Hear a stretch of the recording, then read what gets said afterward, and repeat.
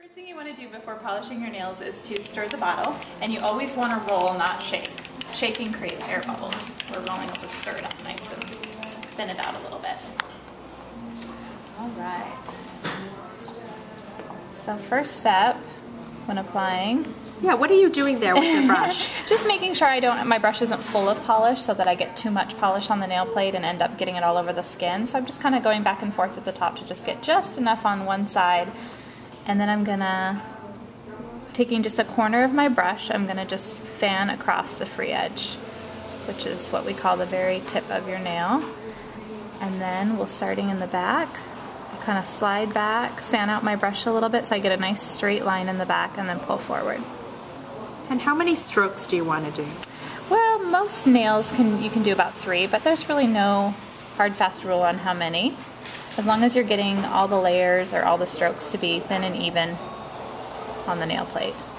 So it's okay that you go over again like you were just doing? Yeah, you definitely want to go over it again, especially if there's spots that are thick or have shadows, so that you can try to get it on there as even as possible. So tell me about some of the things not to do. Okay.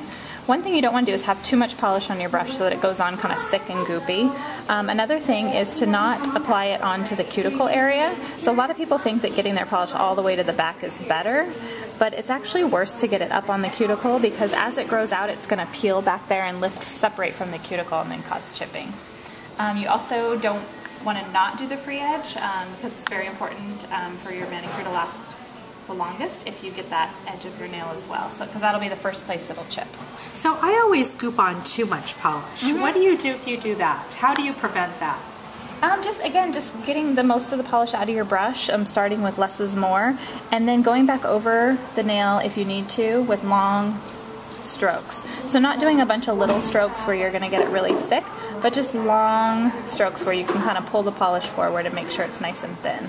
Is it better to do one thick coat or 2 thinner coats? 2 thinner coats, definitely. And then each layer will dry a little bit faster than one thick layer. That could peel off.